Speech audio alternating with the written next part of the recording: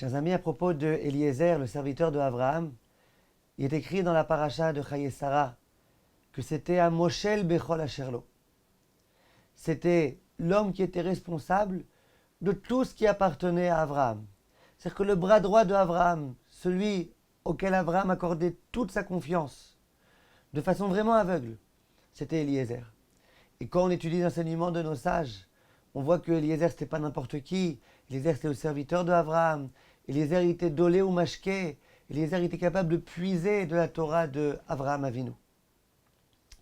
Mais il n'empêche que, au moment où Abraham va lui demander d'aller lui chercher de façon très méticuleuse une femme pour son fils Yitzhak, il est écrit qu'à ce moment-là, il va lui demander un certain nombre de choses, mais il va lui demander de lui jurer.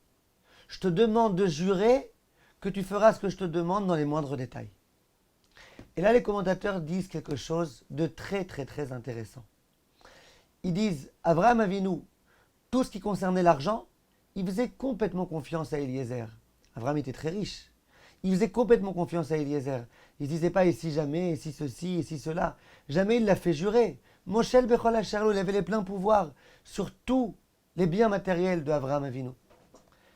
Il dit par contre, quand on est arrivé à quelque chose de spirituel, à quelque chose de religieux, là d'un coup, je ne sais pas, je ne te fais pas forcément confiance. Je ne sais pas, vas-y, jure. Si tu jures, je te ferai confiance. Sinon, va savoir.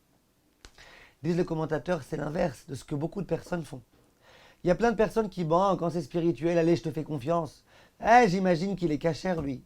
La nourriture qu'il me donne, s'il me la donne, c'est qu'elle est forcément cachère. Il n'y a pas de raison que non.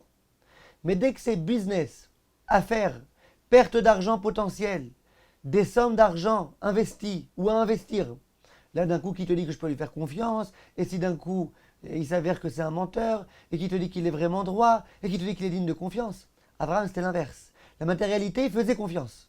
Quand c'était spirituel, il prenait déjà un petit peu plus de disposition. Ça veut dire quoi? Si on fait confiance, on fait confiance. Si on ne fait pas, on ne fait pas. Mais ça dépend du degré de responsabilité.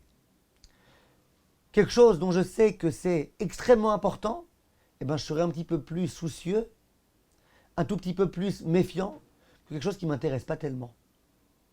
Pour Abraham Avinu, l'argent, ça va, ce n'était pas la chose la plus importante. Par contre, de trouver un shidour qui soit approprié, avec toutes les qualités morales qu'il fallait pour Yitzhak, ça c'était extrêmement important. Donc il fait confiance, il ne fait pas confiance, ça dépend à quel niveau.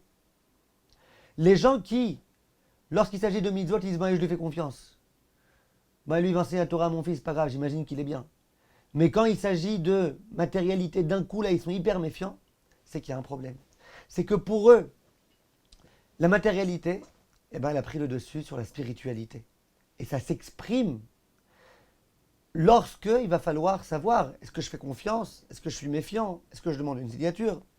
Comment ça va se passer?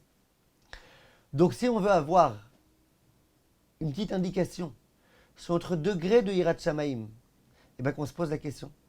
Est-ce que dans le spirituel on fait confiance à tout un chacun et dans le matériel non? Ou est-ce que c'est l'inverse? Matérialité, au maximum il m'aura volé, au maximum j'aurais perdu 10 shekels, j'aurais perdu 100 euros.